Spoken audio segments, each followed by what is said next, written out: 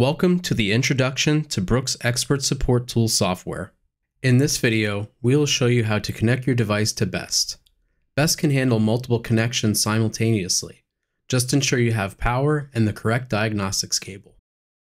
Currently, 3 types of diagnostic cables are available: micro USB, an RS-232 to TTL CMOS converter, and a USB to 2.5mm cable assembly.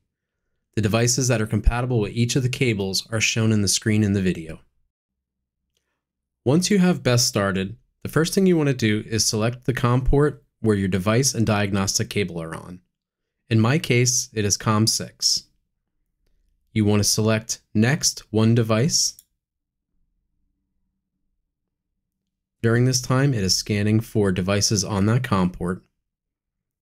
When a device is found, it'll show up in the identification area of BEST.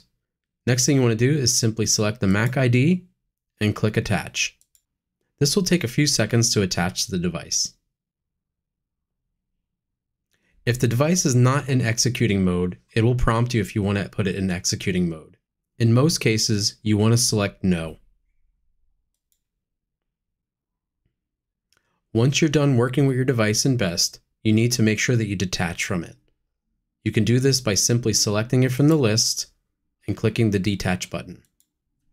Now that you're detached from the device, if you want to reconnect back up to it, simply follow the steps that we went over before. We hope you found this helpful, and thanks for tuning in.